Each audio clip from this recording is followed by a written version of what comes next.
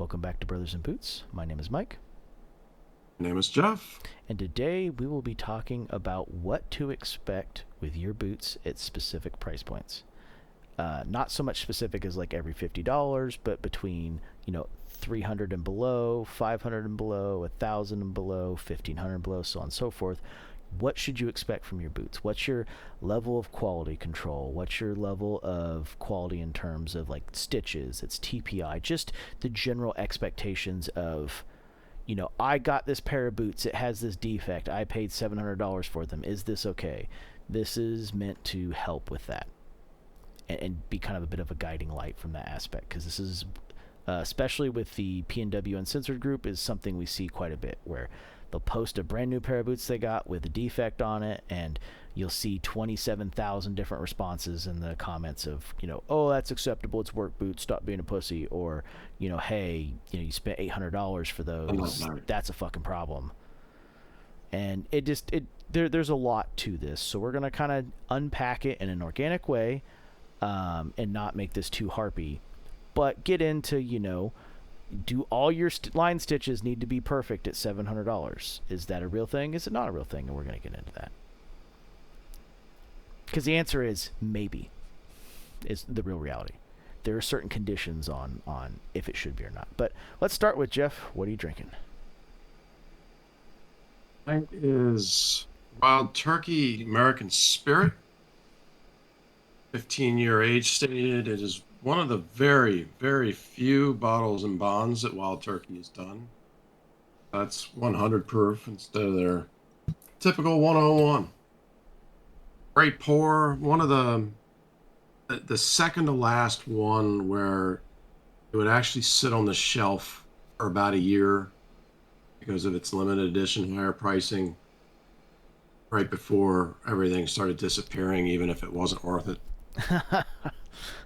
Nah, 2014 was a good year. I don't know what you're talking about. John Wick didn't ruin Blanton's at all. So, I guess up to 300? Yeah. Or do we want to start it at below 100? I don't know many brands below 100, but let's do up to 300. And this is going to be brands, your Helm, your DVA, Thursday. I mean, tons of corners are cut here. This is just the reality. If Red it's Wing, be a big one that's in this Is there category. anything under $300 with them anymore? I don't think there is. I think everything's $319 or higher now. I don't think in their Heritage line they have even anything more left. expensive than I thought. Yeah, I think the Iron Rangers are up to like $360. You might be able to find them on sale, but their MSRP I'm pretty sure is like $349 and $369. Even the Mock Toe went from $289 to $310. Thoroughtgoods are over $300 as well. So that'll be the next category then. My apologies. So Herman Survivors are probably still being made. I guess that would be there. Carhartt, unfortunately, shouldn't be making boots. Be there. Don't buy them, please don't. It's probably a lot of zombie is that brands. Whatever the fuck that's all over Facebook. Yeah, Portland Leather Company too, which I think is made in the same factory.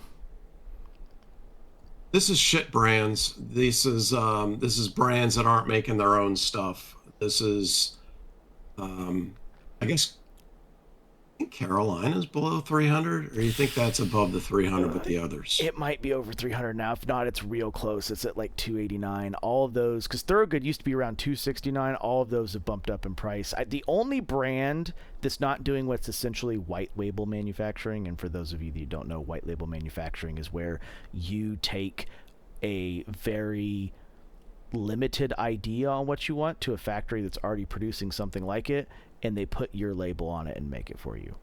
The one exception to this is like in some of the car products, brands will take their formulations to the factory where they have an on-staff chemist that's already made it and the factory mixes it.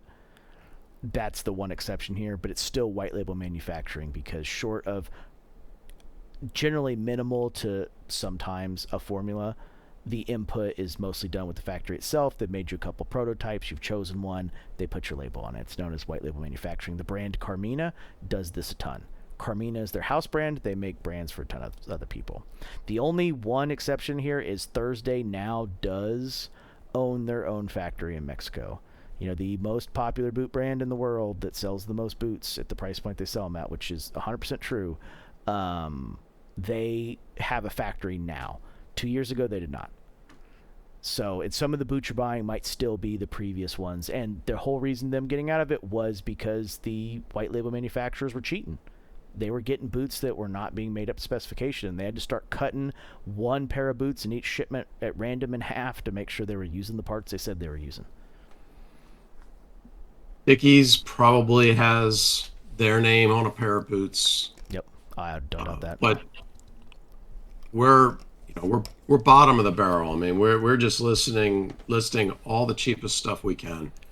It's either companies that are like fly by night that are making crap like burnt front, whatever the fuck, all over my fucking Facebook. Yeah, Golden Fox is the Chinese brand. That's that's there's got to be a name for that. But there is a marketing scheme going on with Facebook, with the internet, with social media, where these companies that know absolutely nothing about anything, they're not making a quality product at all, but they put together a big marketing thing with a bunch of money behind it, and they just pepper the fuck out of everybody with all sorts of advertising, with all sorts of lies, with all sorts of made up comparisons, and they pay a whole bunch of bots and various people to say great things until they've bombarded enough that endless people buy it because people are fucking stupid.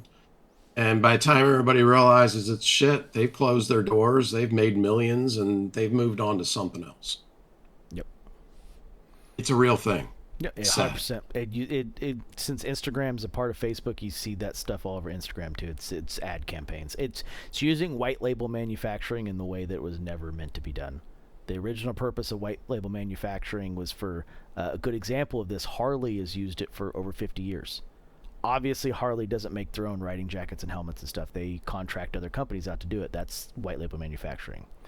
It's not meant to be used in the way Jeff's talking about, where they're basically doing it to do one large run, do a whole bunch of Facebook advertisements, make their money, and then close the LLC and move on to the next one. And you see it a lot in gun cleaning products. They do that a shitload too. So these are all boots, this category, under 300. I wonder if Timberland's probably in that category too. Might be. Or if they've eclipsed 300 as well for fashion reasons. But these are all boots that, I mean, if you're wearing them to go sit in your office, if you're able to wear something that low level in your office, these are all boots that you could just wear to not really do anything with them. I guess Clover and Doc Martens are still in that category as well. Clover is under 300. I betting with the current euro exchange rate, I bet those are closer to like 350. But anyway, I mean, these are boots. They're fashion boots, even if that fashion is, I want to look like a blue collar worker, and I'm not. I think that's a fashion category. But these boots aren't going to put up with anything that you put them up. I mean, anybody who's actually working in them, you're going to be lucky to get 6 months out of them, and you're done. Some of these are probably less than that. You're paying for kind of the fact that it kind of looks like a work boot, but you're certainly not paying for anything quality inside. Yeah. The closest you're going to get is Thursday to have some quality components. I think they do get a veg tan insole. They're using Lafarque leather on the outside, and I do think they are not using cardboard heel stacks, the fiberboard. But I mean, they're doing that with massive volume is how they're achieving that. You're not going to see that in a lot of the other brands, and even then, I'm not going to be the first to tell you that Thursdays are just the greatest boots that ever exist. I don't own a pair of Thursdays, nor would I ever own a pair. They're not bougie enough for me to make myself sound like more of a dick.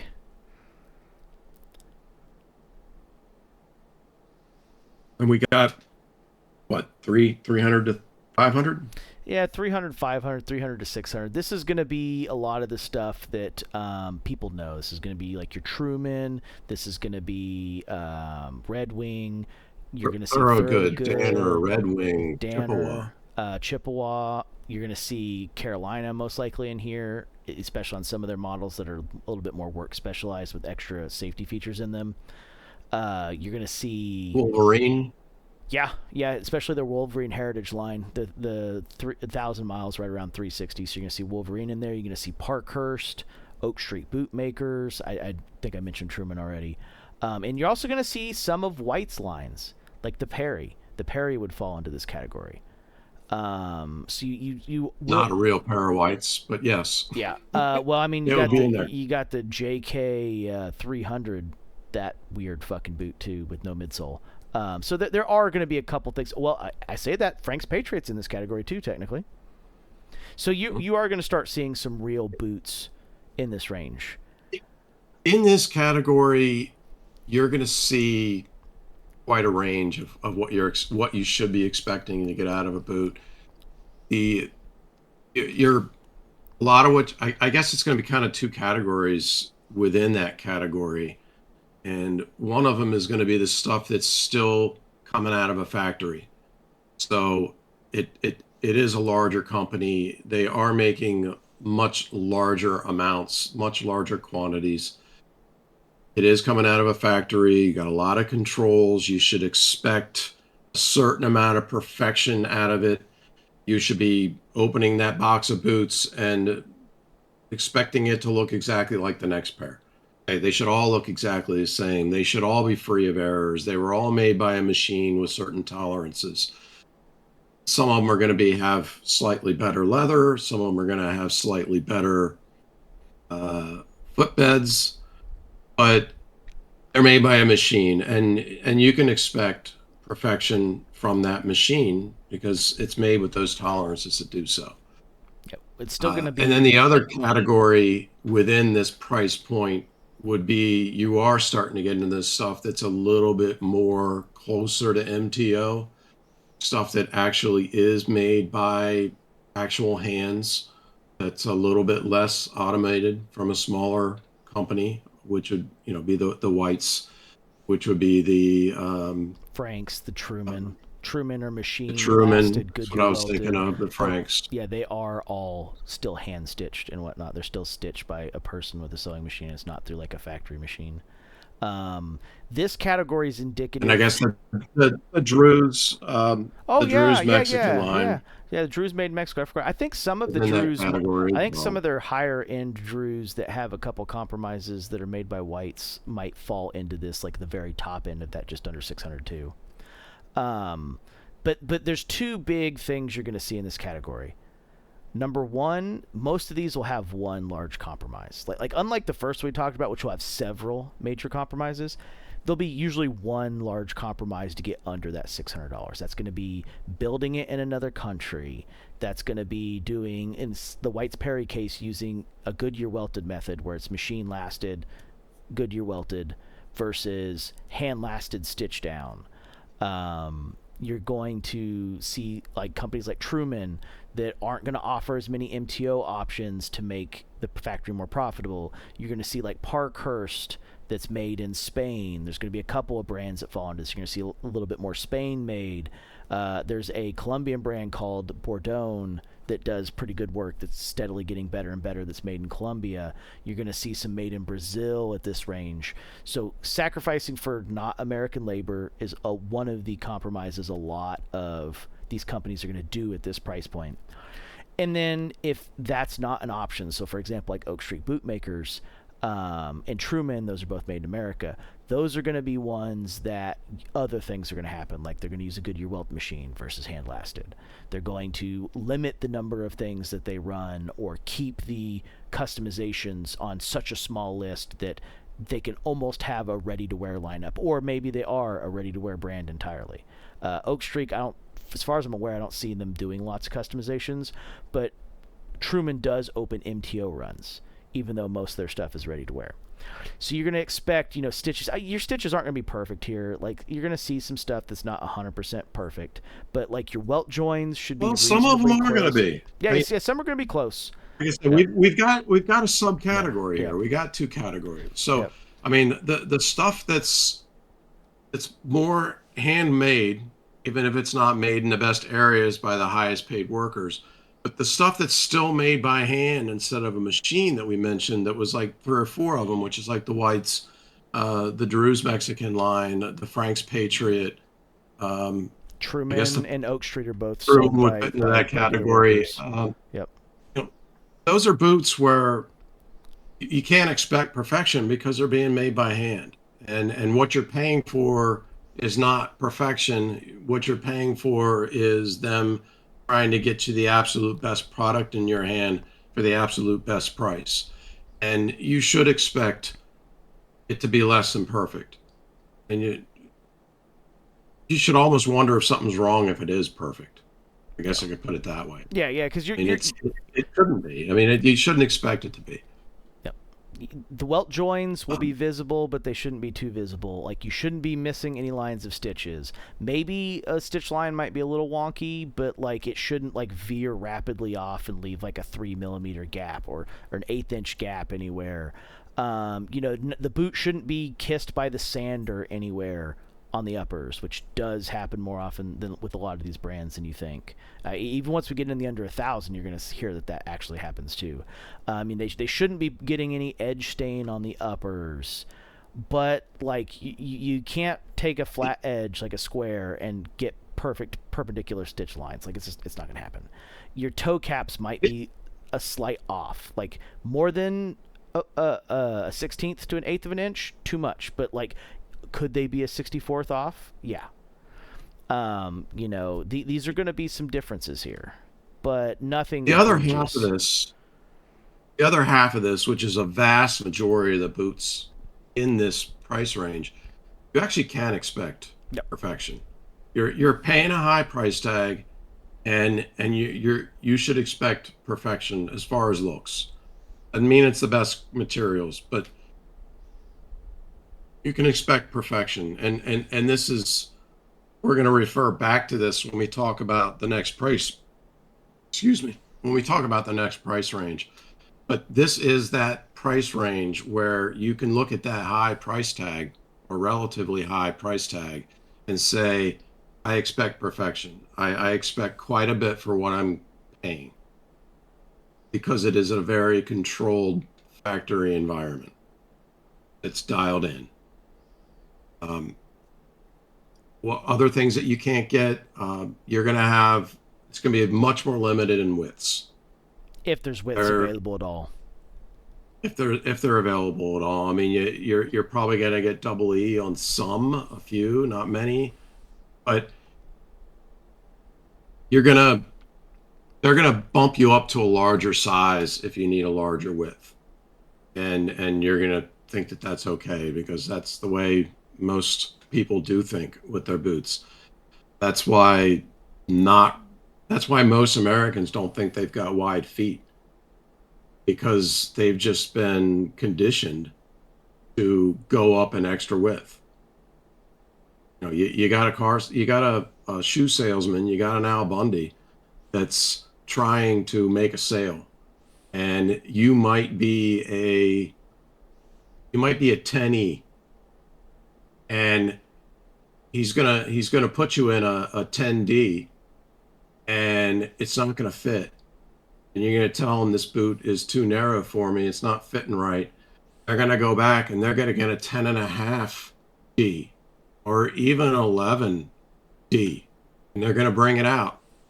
And when you try it on, you're gonna say, "Oh yeah, that's the right fit. That fits." Never mind that it's too long, and nobody's realizing that it's too long because you're past the point of measurements at that point. They're going to ask you to walk back and forth in the store, and if you don't trip, it works. And you think that that's your size, but it's not. And Al Bundy needed to make a sale, and he had to go with what he had. And the companies are not making the larger widths. The stores wouldn't stock them anyway because they don't want to keep the inventory. They just have these boots sitting around, and they end up selling them at clearance. So the boot companies stop making them. So you don't really have the options that you should as far as widths go. Yep. And thickness of leather is another one. The thickness of the leather on most of the boots, forget the 4 or 5 that we mentioned that are in that whatever that aren't machine made. But the rest of this category, Four you're and a at half, 5 ounce, three easy. and a half mil. You're at like 3.5 ounces. Yeah, I doubt you're going to need to see four. there'll be a couple that do four. Like your Trumans are usually around fives. You're gonna see maybe. I don't think Thorogoods that thin. But yes, there are going to be brands that are definitely because I mean, 2.5 to 3 is sneaker leather thickness. You're going to see stuff that's slightly thicker than sneaker leather. And just as a full stop for expectations, 6 ounces and higher, or 5.5 ounces, I should say, and higher is considered boot leather at that point. Anything under 5.5 has to be lined, and there's going to be some special cases like you won't get ostrich or kangaroo over 5.5. Obviously, those have to be lined, but those are exceptionally tough leathers. We're talking most of these brands are going to be limited exclusively to cowhide unless they're running a special edition. And in cowhide, you need to be thicker than 5.5 ounces. It's going to be a lower grade of cow, and it's going to be higher imperfections, which you probably won't see because they've corrected it more. Yeah, or So use the you're going to have pigment more finish. corrected leather. Yeah, or they just use a straight pigmented finish that covers it, and there's no need to sand off the imperfections. But what you see is going to look perfect. Yep.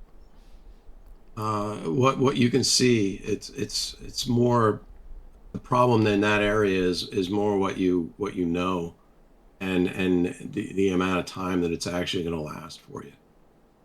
And some of these you're going to see some pretty stitches, and they're not even stitches; they're just decoration. Yeah, faux stitching where it's just stitching through the piece, but if you were to peel that piece back, you'd see the stitching through the back. It's not crossing through anything. So that's a weird transitional price point where you're gonna have stuff that looks higher quality that isn't, and you're gonna have stuff that is higher quality that doesn't look it necessarily because it's being made by hand. Yep. So, our next one is like 500 to 800. Yeah, and this is where you're going to start. Seem to be moving at about 300, Yep. $300 intervals so far. Yeah, and this is where you're going to start seeing like your Aldens. You're going to see some of your older like American brands that still exist. This is where you're going to start seeing the work lines of the PNWs. Maybe not some of their more casual stuff that uses the higher end leathers, but I mean, unless I'm wrong here, I'm pretty sure you could buy every PNW brand's work boots at under 800, right? None of them have crossed that. I know like White's is at like 769, but you can usually get those on sale. But without, I don't think anyone's crossed the 800 MSRP yet. So you're looking almost every PNW work boot. Probably not any of their casual boots unless you're using a work leather. But at this point, most stuff should be getting into hand-lasted processes. There's going to be exceptions here, like Alden, that is Goodyear welted machine lasted, but we're getting into the majority of options should be getting close to at least hand-lasted stitch down, which is one of the more affordable versions of hand welting. We still have two categories here, and I guess they're actually oddly similar. But we've got the category of higher quality footwear, Yeah. and then I guess work boots. I guess I mean you've on this one hand, I mean you've got the stuff like the Alden, and it's actually a higher level, nicely made professional piece of footwear. What else is in that category? You got like with the Alden? You got like Schmitz in Utah. You have your higher end Allen Edmonds are running into this category because not on sale. Allen Edmonds usually are in like the 550s. Johnson and Murphy might be in that category. Yeah, I mean, there's going to be a ton of European brands like Carmina's in this category, TLB's in this category, Churches. You've got not quite like Edward Green or John Lobb. Those are getting above $800 pretty easily. U.S. brands like we would start seeing like Bucks. You would see some more of the I don't want to name them all, but in the PNW, you're starting to get in some of these smaller shops that do like lower volumes that are doing a lot of similar to PNW processes at that point. You've got like Julian down in San Diego that's making stuff around 800. So you're getting into stuff that is still Goodyear welted in some cases, but we're going like 80%, hand lasted at this point. You're outside of the dress shoes, outside of the shoes that are meant for dress. That's what the company focuses on is dress. Yep. You should be certainly still be expecting perfection in that category. Absolutely. But when you start moving into the work end of it, maybe the heritage end of it, but you're getting into an area, I guess we can just call it MTO, made to order area, but they're handmade by smaller companies. And when you're in that category, and this is the one that comes up with us most of the time when we are hanging out in Reddit groups and Facebook groups, is there will be people that will buy, maybe it's a pair of Nick's Builder Pros, and maybe it's a rough out leather. So it's the regular work line done as a rough out. And they might see a scratch in it when they get it. They might see a weird mark in it. And the people that are thinking in terms of the price tag are thinking, for this price, this should be absolutely perfect. And they're completely wrong. Right? What you're paying for at that point is the highest quality materials, as thick of materials as you can get, the best hardware that you can get that's going to hold up over time. You're paying for a thick, high quality midsole. You're paying for all leather with no synthetic materials, and you're paying for real hands touching it all the way through. And you're not paying for perfection. You're not even claiming you're close to perfection.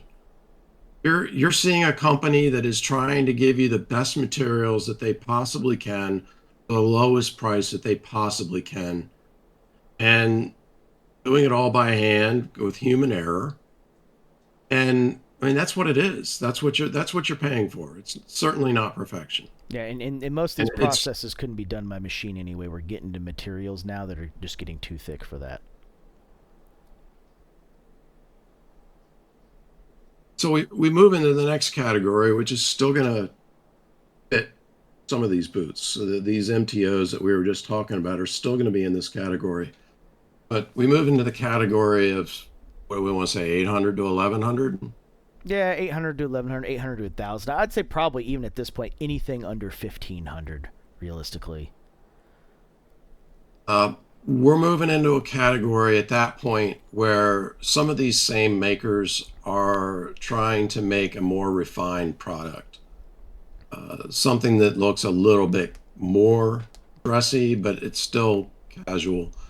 The differences usually are the higher quality leathers, as far as looks, as far as tannages, stuff that has a special look to it. Yep. I mean, the other ones, it's like, okay, do you want black? Do you want brown? Do you want a different shade of brown? And you're kind of done. When you move into this next category of 800 to 1100, Yeah, 11, 1500. It's all about you're the you, same here. you're starting to pay for a Wickett and Craig tannery. You're starting to pay for a Horween tannery. You're starting to pay for stuff that could sneak into the office. Yeah, Merriam Horse Rump. If it's Viberg, they can get Shinky down to about $1,100. Sometimes they've been as low as like $950. This is your Vibergs. This is your higher end Nicks and their Brandel. This is Frank. This is White's custom orders through Bakers. We're starting to see other brands like dress shoes, John Lobb, Edward Green. We're seeing getting close to even like some American bespoke makers. At this price point, you're getting to where you could almost get a fully bespoke boot or shoe. We're getting there, right? Here, I hate to use this comparison, but I'm going to use it. Here we are getting into an area that in guns that we call the bougie area. The area that, like, of the people that have the money to buy this, they have very specific styling and requirements that they're wanting, and they're picky about them. This is also an area where we should start expecting things to be better. This is where we should see straighter stitch lines. This is where our welt joins should look good. Like, there's going to be a very little hand welting happening at this level, but it's actually starting to happen at this level. It's not with US makers, but you're starting to see hand welting being an option. You're starting to see things like shell cordovan be available. You're starting to get into where we should see higher TPI, not only on the outsole stitching, but on the uppers as well. I think we're at hand welting at this point. White's is offering quite a bit of hand welting at this point. Frank's is offering it, but doesn't do it very much. I'm pretty sure Viberg is hand welted, is it not? Stitched down. The Goodyear? Stitched down. Well, it's yeah, they're slightly different stitch down process. It's no one's 100% positive if it's hand lasted stitch down or machine stitch down, but it is a stitch down process. Schmidt's the boot maker is probably in that price point, and he's going to be hand welted. Yep. He might even be flat welting too. Like I said, he's a good guy. I like what he does. We should try to see if we can get him to talk with us. Yeah, he's got a specific product. His product is definitely very much his. But yeah, and he seems to be doing pretty good. We are seeing a little bit of Goodyear welting left at this price point. Like Lofgrens are at this price point. I think even some of like the Edward Greens and the Ivernez and stuff like that in the dress shoe world are still Goodyear welted, even though they're being done with much higher quality leathers, much higher TPI and whatnot. But by the time we hit the $1,500 mark, machine processes should be the way of the past. Like, we should not be seeing too much more machine welt, machine lasted, anything really going forward. Two subcategories, I think, in this price point we're talking about is companies that have made themselves and set themselves up, make a high quality, perfect item that are literally set up that way. And then you've got the tail end of these other companies we were talking about that are set up for work boots, but they're trying to expand into a different category. They're trying to expand into casual, high quality footwear. And it's a hard point for them.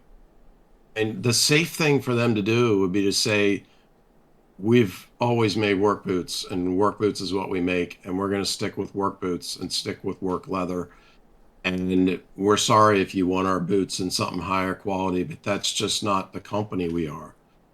But instead, they're trying to make these customers happy. They're trying to offer these higher quality leathers. They're trying to move up to a higher category.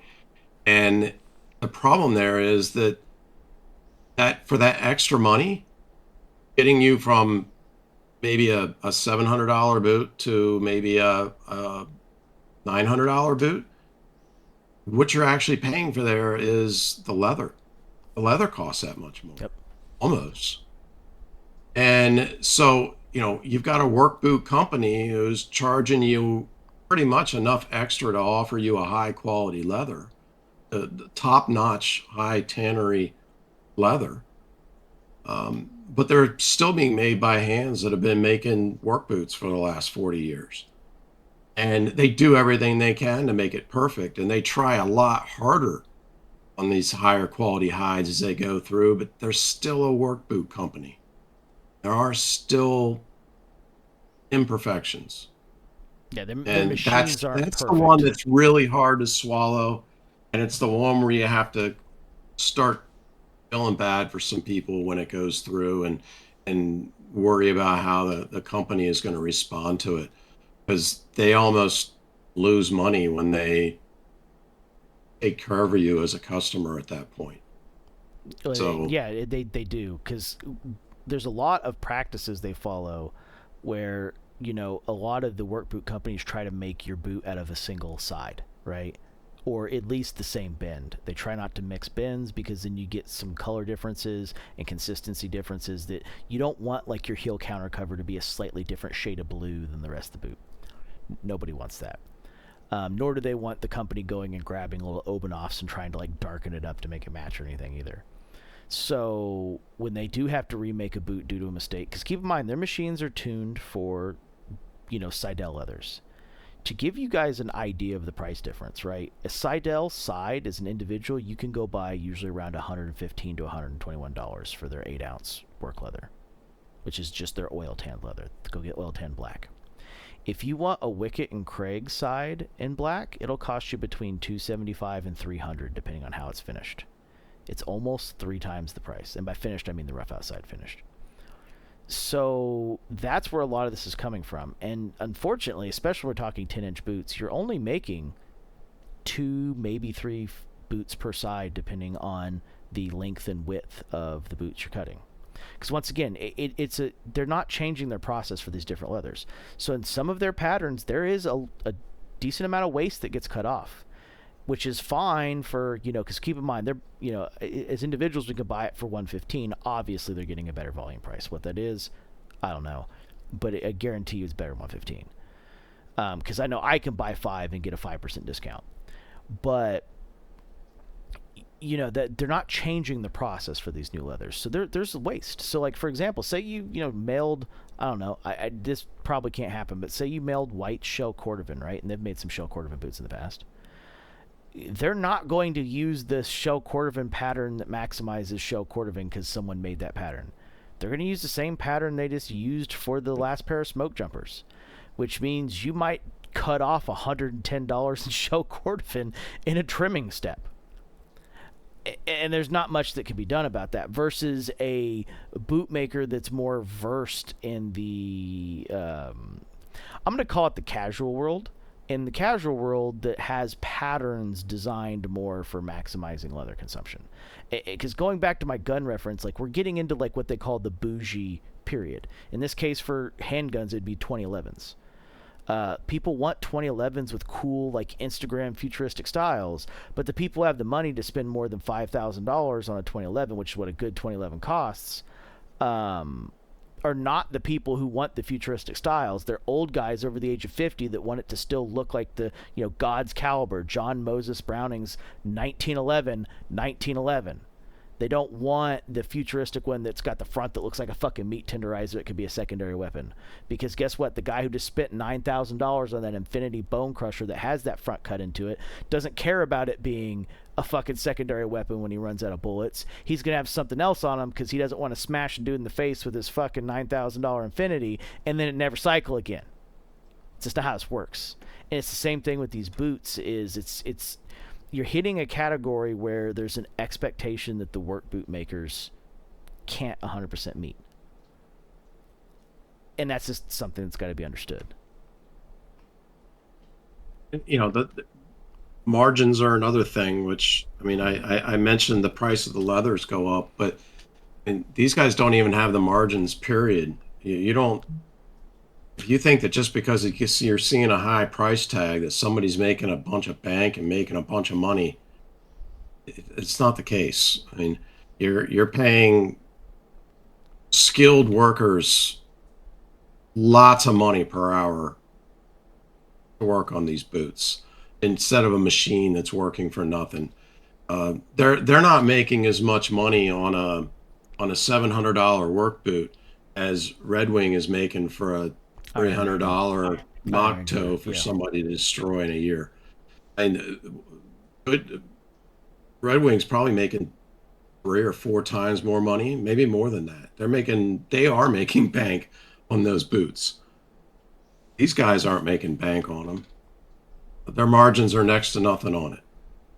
It's just We've had conversations that if the margins even do exist in the red, or if they're in the black, and if some of these aren't in the red, because when we get into some of these limited edition leathers, like one mistake has to put them into the red. There is almost no way it can't. they don't have the economies of scale. I mean, it's like walking into a it's like driving through a small town in America, and you don't take the bypass, but you take the local road and you drive through Main Street in some really small town in middle America, and you find a diner that's sitting there, and you decide that diner looks nice and quaint, and you go in there. That diner isn't going to have the same prices that you would have paid for McDonald's at the fucking highway. I mean, you're getting a higher quality product, but it also costs them a lot more money. And whether you realize it or not, that diner, the margins that they're making, and the owners of that place, they're probably barely scraping by. Yep, They're month to doing it month. because they love it. They're doing it because they've been doing it forever. They're doing it because they want to be their own bosses. But they're not doing it because they're making bank. They're not doing it because they've got high margins. Some of these places are just a couple of days out of having to close up their doors. So those high price tags are not equating to people that are doing really well. Yeah, and like to be 100% fair, it might not be super duper well known, but like Westco and White specifically make a majority of their profit off the Asian markets.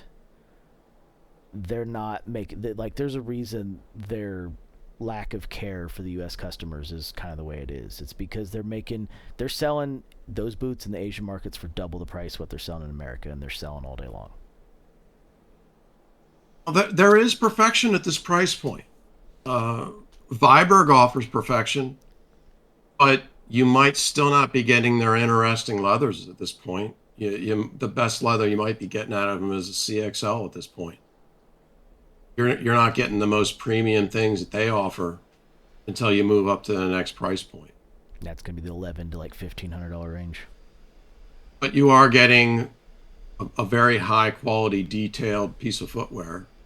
Yeah, Yep. and top to bottom, it's a high quality piece of footwear, and everything about it looks it. But they stopped making work boots like what 8 years ago, Yeah, maybe well, 10 years I'll ago. say like 2017, 2018, but I think they're making work boots again. I've seen a couple Instagram posts that make it look like they're getting back into work boots again. Maybe. I I feel like I I keep on getting the football pulled away from me. yeah, But I yeah, say work in quotes. Like I don't know exactly if they're going to be the quality work boot that they were 30 years ago level of work boot. I'm not exactly sure what tier they're aiming for. They've just shown a couple teasers on Instagram of what looks to be 8 to 10-inch black work leather work boots. you're going to see high quality. You're going to see high priced footwear in this category that's perfect, where it's perfectly shitty. I mean, like I don't know because it's not my area, but Pierre Cardone and Versace might have their name on some Mm. expensive piece of You're probably footwear. starting to see Gucci Gucci, might have their Hermes. name Yeah. on it. Yep. You are going to have stuff with very high price tags in this category with cool Balenciaga would be leathers, here. but what you're actually buying is a piece of shit. I mean, It's a it's brand, not. brand name designer You shit. Yep.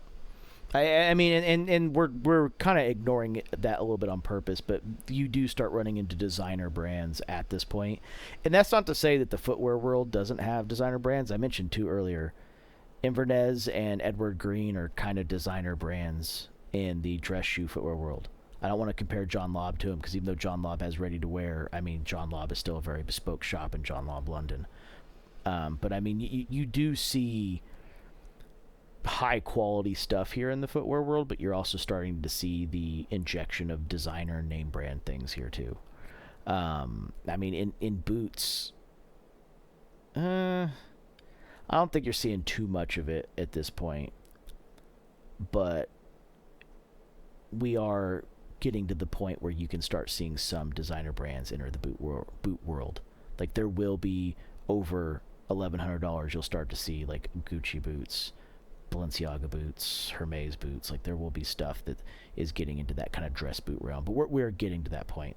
So up to this point, not quite anything boots wise, but you definitely are starting to see designer footwear, like shoes, dress shoes style at this point.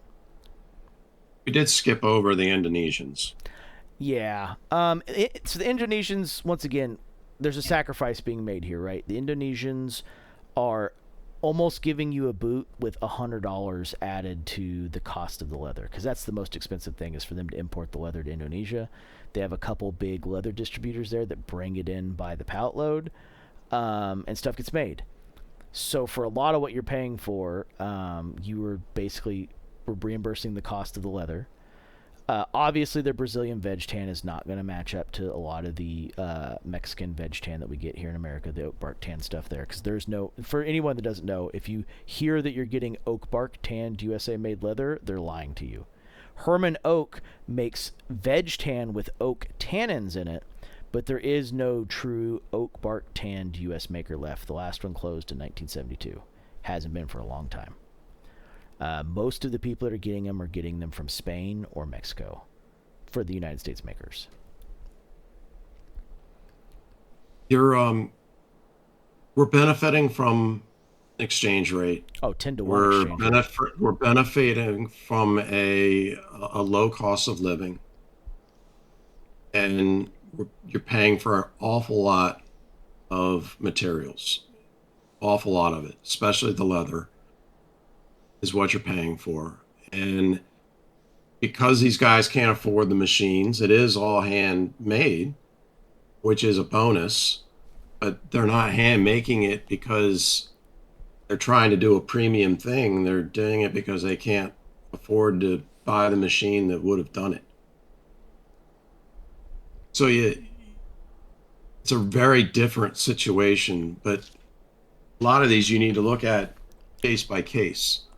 And maybe we should have approached this episode differently and tried to list out the different scenarios that you should be on the look for when you're looking at a particular brand, because they are all going to be different.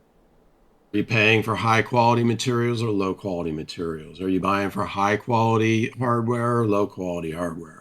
Are you paying for work that's made in an area with a high cost of living or one with a low cost of living? Are you paying for one where you're benefiting from an exchange rate? Are you paying for something where they're focusing on looks instead of longevity and quality?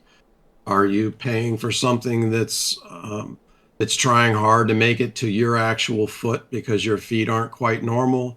Or are you trying to have something thinking, well, I'm normal. I'm like everybody else. So I can just buy what's on the shelf and make it work. There's all these different categories to look at for all these price points as to what you're getting, why you're getting it, and what you should expect.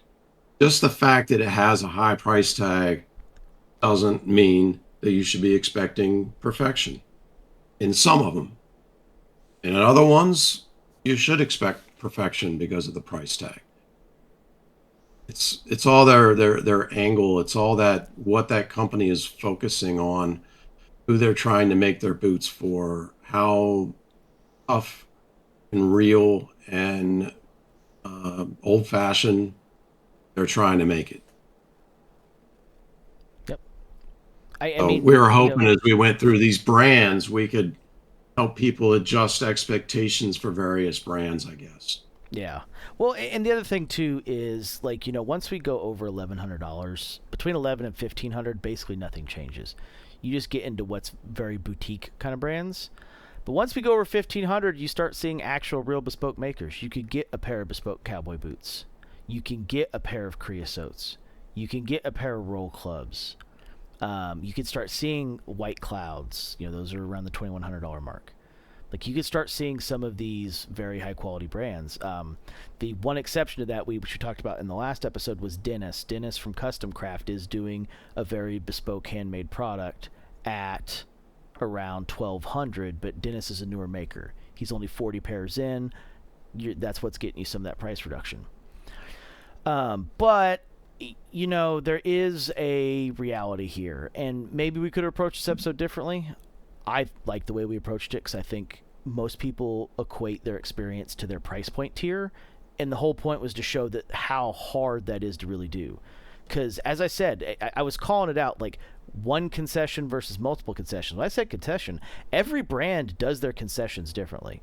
Like for example, let's take the P&W builders. Their one concession is trying to get you the most affordable work boot possible, which means not high profit margins. But it also means you have to give up certain aspects of perfection. So your concession really is you're giving up perfection for a lesser price. Just none of them want to, like, oh, well, an extra for $300, we can make it perfect. None of them want to get into that game. And it's very easy to understand why. You know, why would you... Well, okay, I can't say that. Nix is doing that with Brandel. But short of taking and separating your workers with a different set of machines to do a different product, none of the rest of the guys are doing that. Nobody's received a Brandel yet. And even though they say they sold out, that might just mean they sold one pair. Yeah, I don't know how many was available So in the original run. we don't have any idea. But yeah, they are trying to position it as such. Yep. We'll see. And once again, they've made an investment to pull that off, right? Like they've isolated machines and workers from the traditional Nix line to do that line, which is what we were explaining earlier is the legitimate giant leap you would have to take to get away from your work boot roots and the work boot processes and the work boot calibrated machines to up that level of perfection, to change those patterns, to make those adjustments, and have your craftsmen trained on doing the product in a different way. And just because you move up doesn't always mean that you're necessarily getting what you pay for. There's a lot of marketing that we've seen in the last, hate to say it, but last 20 years, maybe 30, where companies have figured out that human beings equate a high price automatically with high quality. So all you have to do is position your product properly and price it properly, and everybody's going to think it's great. It's almost the same thing as going back to that Brunt example. They're trying to position themselves to convince you that it's quality, and you get convinced and you buy it. Yeah, so good. How could you not buy it? You're losing money by not buying it. But we do have stuff in that category. I mean, there are boots that are above $1,000 a pair that are still Goodyear welted. Yep. And I guess let me be more exact there. They are made by a fucking machine. I mean, they're a quick, cheap welting job on a boot that's over $1,000. And you're supposed to do it because the name makes you feel good. The way that it's positioned itself makes you feel good. They're using a high quality leather. They're coming from a company or from a country that's known for making high quality, detail oriented stuff. Yep. And there's more than one brand we're talking about in that particular point too. Yeah. There's at least 3 of them I can think of off the top of my head, and there's probably more than that, to be 100% honest. Because that is a true statement. Over $1,000, you should not be paying for Goodyear welting. Like over $1,000, we should be looking at least minimum processes that involve some form of hand lasting.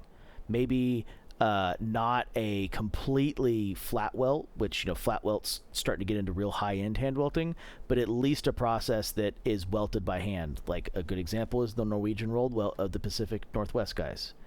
It's not the same as carving out an insole channel, a wall, getting your rib in place, and doing the perfect seams, but like we're getting to the point where you should start seeing that, not a machine that lasts and puts the welt on in 15 minutes at most. Maybe they run it slower, maybe they run it with a little higher TPI. It's on the welt, I don't care. it's attached, it's run through. It's a chain stitch anyway, so you break one of them and the whole thing comes off anyway. There's actually a downside to certain high TPIs when it comes to inseam welting, because you can do that. Now, when you do get a good, true hand inseam welt on like a flat welt or a storm welt or a Norwegian, they'll do an actual saddle lock stitch. So that's not the case, but the Goodyear welting machine is just doing a chain stitch. That's why you can see like a BiB's episode where he'll cut one stitch and he can rip the whole welt off in one go. So that's some of the differences of what you're getting here. And this has got a good parallel with tools. A lot of people go buy like a nice $200 tool and see there's a $400 option. It's like, what doesn't do it $200 better? Well, no, it never does. This isn't a linear scale. But what the $200 more expensive tool, not counting marketing bullshit, generally does is it does the job more efficient at a higher precision level. We see this a lot in marking tools. High-end marking tools like fucking Starrett are expensive, and they come in the most famous Males Tiffany box you've ever seen. It's a fucking red box with white Starrett written over it multiple times, and it's the Male Tiffany's box. Starrett stuff, especially like a Starrett combination square, is like $300 and has to be calibrated every 2 years. It's what a machinist and a CNC operator uses. Yeah, I could go buy one from Home Depot for fucking $21. But they're not the same level of precision. We're talking one is good to, 10 thou or 100 thou. The other, I'm fucking lucky if it's good to a 1/10 of an inch. They're not the same thing. Like, one, I move it and it goes fucking out of square. The other one, I could throw it on the ground, pick it up, and it's still in square. There's a level of precision that was never going to be linear, but you were paying for something for that increase. And boots are the same. $400 more expensive pair of boots does not get you $400 more boot. One, the statement makes no sense, because what the fuck is $400 more boot? Is it a second pair? It's already dumb. But it's not linear. Like, there's nothing you can do of like, oh, I want to add another midsole, I'm going to upgrade this leather, I'm going to do this better sole, I'm going to do this, and it's a $400 more expensive boot. That's not really how that works. To use a boot example, it's really going to piss off a lot of people. I can bring up Snap-on. Yep. Snap-on is a situation where you hear the name and you think the absolute best. This is the thing that's going to work hardest. This is the thing that's never going to break. This is the best of the best. And too often, it's not true. It used to be. It's certainly not true now. What are you paying for? I mean, you can watch YouTube videos for, I don't know, for a week straight of people that are out there that are testing tools. They'll buy a Snap-on and a Matco and an Icon and a Stanley and a Craftsman, if there still is any. Yeah, I think they're still Lowe's. being made by Lowe's, even though Sears is dead. A Cobalt. I don't know. They're going to throw all different levels of tools, and they're going to actually put them through stress tests and see which one breaks first. The Snap-on usually isn't the one that's winning. Yep. It wins for the highest price tag. It might win for highest polished. Yep. If you're operating out of a good shop, you're going to get the Snap-on guy coming to you regularly enough that they take care of exchanging it for you. Yep. And while you don't have to go anywhere to do it, none of these things mean that they're actually making the best item. Yep. No, you're paying for the experience. You're paying for the Snap-on guy to show up weekly, to change out your broken tools, to change out your screwdriver tips, to exchange the thing that's not working. That's what you're paying for. That guy shows up and he handles your problems. You're paying for a level of customer service and a level of warranty. Also with Snap-on, you can always mail anything back to them and they'll mail you back the fixed one. That's how it works. But Jeff's right. You're not paying. You're also for the impressing clients. Yes. If your customer sees that you've got a chest of $50,000 toolbox with a big Snap-on logo, they're probably going to think you're a better mechanic. Yep. Or at least you're serious that about just it. means you go out and buy some logos and take care of that. Yeah. But I mean, this is the reality. I mean, it not only is it a little bit of a marketing tool. Like I said, you're paying for a process. It's just like the people who pay for Hilti. Hilti is a fleet tool item. It's got good ergonomics. It's got good sound. It's not built to be the strongest, bestest, fastest of all the tools. It's meant to be the most ergonomic, the most efficient. the quietest, the easiest to use in hand, and the fact that like when the Hilti guy shows up each week, they can swap the stuff through and you can do stuff on lease. They're meant for fleet mechanics, right? They're not meant for the dude that wants to go fucking win the bolt fastener contest every day. If you really do want the best sockets and ratchets, the answer is Koken, if anybody out there is wondering. And if you know what Koken is, good for you. You truly are the best of the best. But Yep. it's a Japanese company, and they are doing it better. And they are expensive. And some of Snap-on stuff is actually made by Koken, but that's something else, off track. But you're not always paying for the same thing. You could buy an Icon tool from Harbor Freight. You're certainly not going to impress anybody, but you could drive down the street and buy a new one when it breaks, and it's probably going to last as long and put up with as much as that Snap-on, but you got to drive someplace. And you got to buy and the name doesn't impress. Yep. Yeah, and like I said, if you're just fucking working on shit on your garage every other Sunday, it's probably enough. The difference with boots in this example is if you've only got 2 pairs, you are wearing them on your feet every day, the extra investment might not be such a bad idea. Even if you're not fighting fires in them, there is a level of like it's probably good for your biomechanics. And there is a level, I mean there actually is a level that it's good for your biomechanics. They're a tool. Yep. They're a tool. They're an important tool. And what is it? Some people say that the most 2 important things in life is keeping your feet is your shoe and your bed. Yep. Yeah. Your shoes and your bed. You spend the most time in both of them of anything else. If you're not sitting on your ass, it's one of the other 2. Nope. That's exactly it. But yeah, we're all paying for different things at this point, and some of them you're paying for a name and advertising. Some of them you're paying for looks. Some of them you're paying for the highest quality, and you're paying for the labor. You're paying for so to give an example, if we wanted to expect perfection out of what brand? Out of Whites? Sure. Out of Nick's, out of White, out of Frank's, I don't care. Name them all.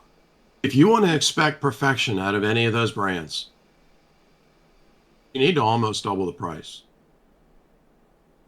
You're going to at least bring it up another $400. At that point, you can expect perfection.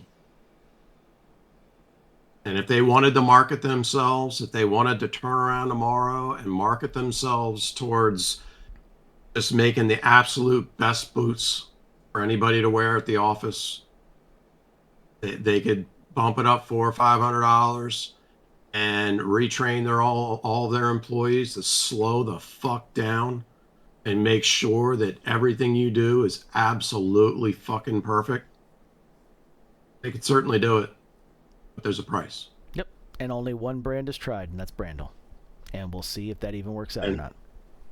Yeah, we haven't seen whether it works out, but that's exactly what they did. Yeah, they were willing to take the gamble. We'll see if it works. $1,200 price tag, I think. That's work leathers. Yeah, it goes up from there. I think it's like $1,100. No, I don't even think that's CXL. I think that's for like Seidel stuff. I think if you want like CXL and double stuff, it goes up to $1,300. Why would you pay that much money for a work leather? For a shoe that's obviously not a work shoe? Couldn't tell you. That's retarded. That might just be... If you're going to make that level of a boot the way that they're presenting it, it better have high quality leather. Yeah. I mean, Shell Cordovan's an option. It just takes Seidel sucks.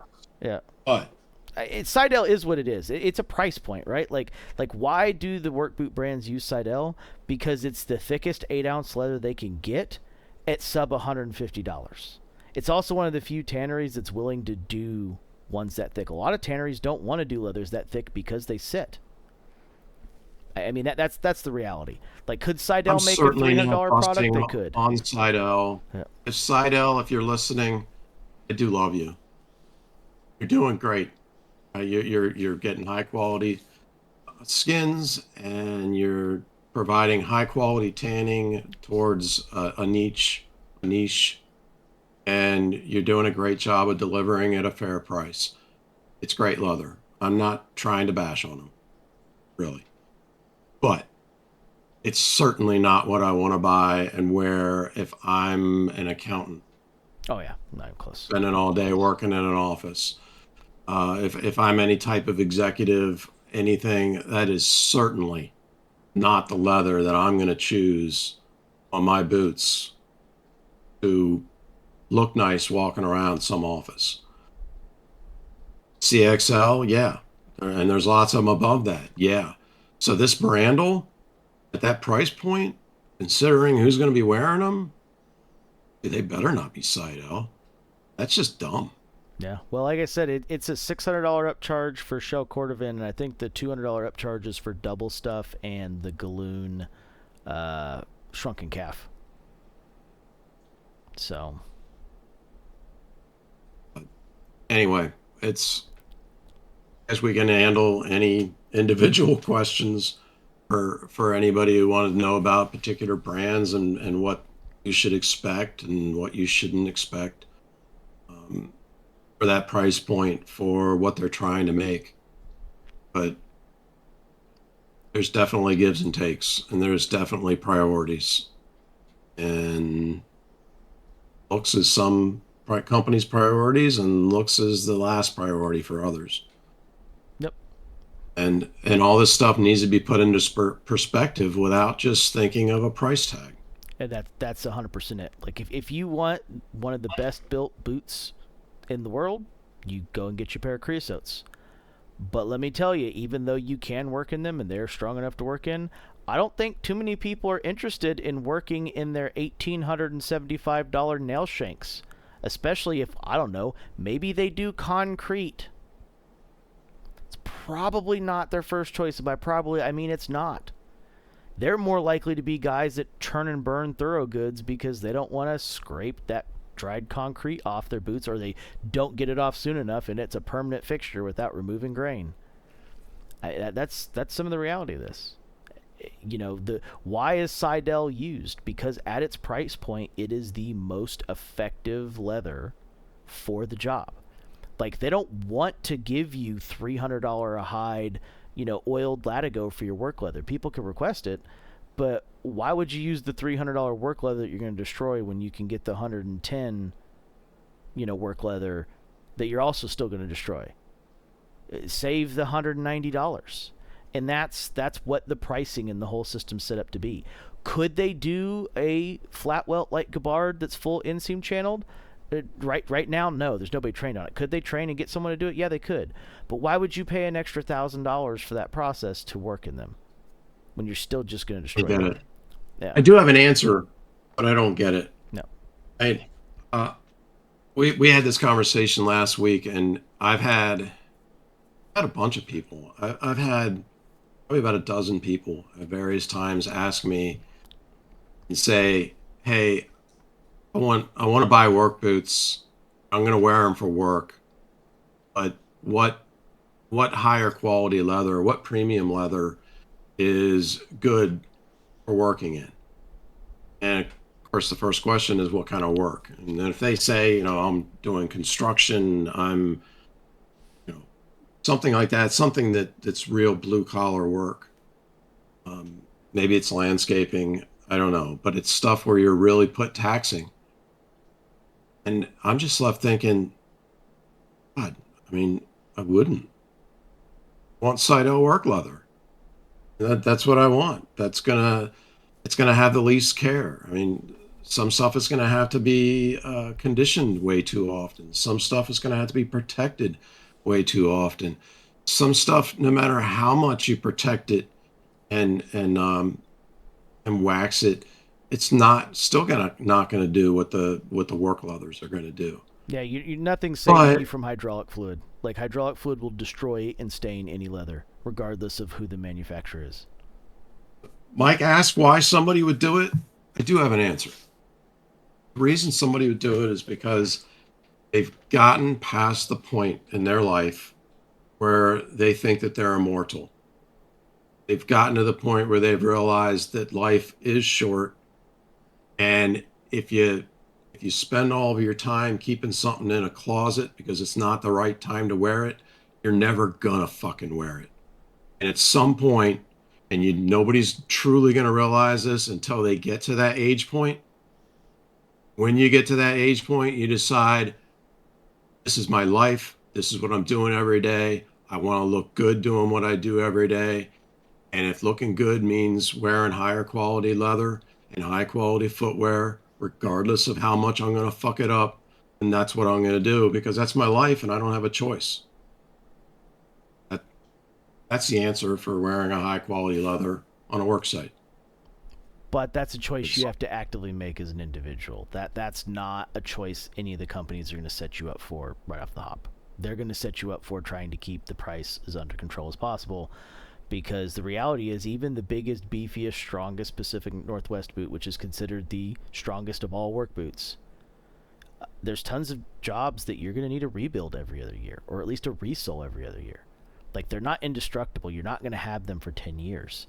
This has come up in a couple of the comment sections, but we used to instead of using oak tannins as part of the tanning process, use cedar. And the older cedar tannins conditioned the leather in a much better way than a lot of the materials we have now, because cedar trees are just cut down too young for those tannins to develop. This leather really hasn't been produced since the late 70s, early 80s. And because of that, you see 80s whites that have been put through the ringer, 80s West Coast put through the ringer, 80s Nicks put through the ringer that are still kicking. These modern leathers won't do that. And that's just because some of the tanning materials they had back then, they just can't use anymore because they don't exist. Cedar tanned being one of the really big ones. I mean, I'm sure there's some EPA shit sprinkled on in there, like, why do our vehicles not run as long as old vehicles? Fucking emission systems. Why does my fucking washing machine not last as long as it used to? Because fucking it's got to be some level of high efficiency for some fucking EPA regulation to import it. I mean, same shit. So there's going to be some of that sprinkled in there. That's going to be the reality. But there's just things that can't be done anymore the way they used to be able to. Are you spying on me, or did I tell you that my washing machine died last week? No, we just replaced our washing machine 2 weeks ago. I ordered the part on Friday. I'm hoping it'll be here Wednesday, and yes, I'll be doing it myself. But it is annoying. I mean, nothing is lasting anywhere near as much as it used to, and I'm having to do all these little repairs, and I couldn't do it myself. And I feel sorry for you people that can't. Yeah, $400 to a plumber each time. Yeah, the dryer died, so we replaced the set about 2 weeks ago, and I've replaced the heating element in it twice. It was a Samsung dryer, so it had a idle tensioner on the belt that ran the drum. I'd replaced that 5 or 6 times over the years since my parents bought it in 2011. And I actually got a metal version machined here in town. So because what would happen is they'd overfill the dryer, the belt would get hot, it would melt into the pulley, and now you couldn't spin anymore because you had no tension on the belt. So I got a metal one made to solve that fucking problem, because I got tired of replacing those goddamn things. But for the third time, the heating element went out, and it's like, man, this thing's like 10 years old. The heating element is almost fucking $300. It hasn't been made in years. This is probably the last heating element. Like, you can buy a fucking brand new one for $700. So that's what they did. And just because parts were starting to get too difficult to come by. And what if it wasn't the heating element? I'm just assuming that swapping the heating element would have fixed it. Well, mine was mine this week. There's a ring. It's a side load, and there's this plastic ring that goes all the way around the tub as it goes around, and this ring actually has some sort of a liquid in it, and the liquid moves around like liquid tire bead in your tires that automatically balances your tires as it moves. This water keeps your bin. It's basically a hydro bearing, essentially. And so when it broke up, it sent rubber pieces through the pump and clogged the pump, and it stopped working. So I cleared out the pump, and it's working again, but it's loud as fuck and not balanced. So the ring is on its way. No, it's basically a hydro bearing at that point. So hopefully it'll last me for many years to come after that. But I've worked on the dryer twice, maybe 3 times. I've had that fucking dryer apart like 10 times in 15 years. It's nah, that dryer's a piece of shit from day one. I When my parents were getting rid of theirs, I should have just taken theirs. They're probably still running strong. I had a great unit that was 5 years old and hadn't had a single fucking problem when I sold my house in Kansas City in 2022, and I left it for the new buyer. I should have just brought that motherfucker home. It was taking up space in the moving truck. I should have just fucking brought it home and stuck it in storage because I had no problems with those units. My parents had Harvest Yellow washers and dryers from like, I think they were bought in 1975 Probably from Montgomery Ward and too. more. Kenmore. Okay, so Sears. Sears. Yep. And yeah, I mean, they never did die. My parents just eventually like, we can't look at the yellow anymore. We need white. So they replaced it. But I'd be willing to bet those ugly Harvest Yellow motherfuckers are still going. Probably. At any rate, I don't know where we were. We're well over an hour, so obviously we must have been wrapping up. But point being that what you're paying for depends, and just because you paid a high price tag does not mean that you paid for the most polished product available. It depends on the builder what you're paying for. Did you pay for polished? Did you pay for materials? Did you pay for longevity? Did you pay for them standing behind their product? Did you pay for some sort of a lifetime expectation? Uh, it's different in each situation. Highest quality tannage, the best color. The I most guess we didn't mention exclusive color. before, one of the ways to make those lower quality looking leathers look good that we didn't mention is stamping it. That they can stamp the leather with a pattern that looks real cool, but at the same time is really being used to hide the fact that it was a lower quality piece of leather. Yep. But the price that you paid is not guaranteeing you perfection Yep. for some items. Yeah, the moral of the For some of story is them, they're and that's $800 boots that you expect to have perfections that you would think you would only see on $300 boots. That was basically the moral of the story if you were trying to sum up an hour and 20 minutes into a sentence. It's not a very good sentence, but that's essentially what's been said. as you move up into that higher price range, it's about trying to correct your expectations, put them in the right track. You shouldn't be expecting crap. I mean, obviously, there are situations where a piece of footwear is not welted properly, where somehow it did have a gash that's going halfway through the leather, where I don't know. I can't think They of got maybe the they got edge eyelets dressing. aren't. Yeah, they did. It's twisted and the eyelets don't line up. They got edge dressing on the fucking heel counter. They've hit the side of the vamp with the sander. They sanded through the exterior 2-row stitches. They missed a complete line of stitches somewhere. Like one side has 2 rows of stitches, the other side only has 1. There is a level of expectation of like, oh boy, this is bad, and there's like, oh, okay, that one run of that 4 stitches together is a little wonky. You're good to go. And we're sorry that you got the one that It was a little wonky. wasn't perfect, Yep. but it's not necessarily. You weren't paying for perfection, per se, depending on the brand. Yep. You weren't necessarily paying for the perfection, paying for other things. Yep. So I don't know. That's how it goes. That's it. Like I said, the moral of the story here is boots all have a purpose. Know what the boot builder you're buying it from is making it for what purpose, and have that expectation in mind. Try to join some groups before you buy the footwear. That are for that type of footwear. So as you're moving in, you can read comments from what other people did or didn't expect, what other people did not receive, how the general group of customers respond to those comments as to whether it's considered okay or not considered okay, or why it's considered okay or why it's unacceptable. These are all important for leveling your expectations, Yep.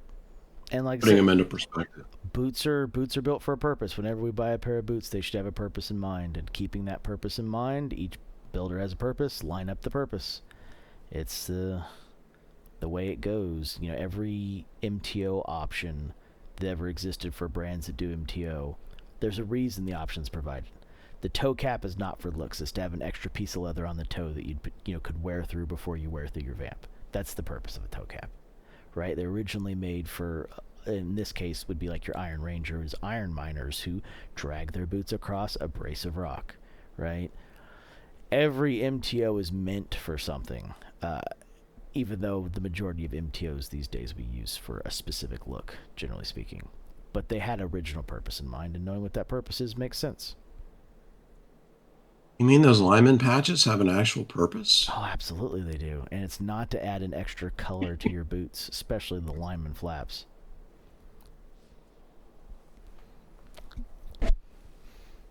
Hey, Okay. if you could break Well, them in, anybody enjoy. anybody who made it all the way to the end, God bless you. I think we just started rambling. I think we lost focus a little bit. So sorry about that one. Gesundheit. Maybe it wasn't our best episode, but hopefully it helped enough of you. Yep. So, Cheers. Slancha, Like, comment, subscribe. Any questions you got down below? Not 100% sure what the questions will be off this one, but we'll try our best to answer them. And obviously, like I said, they try to make the brand specific, because without them being brand specific, you're probably not going to get a real answer. And then see you next time. or you'll get too many answers returned back at you.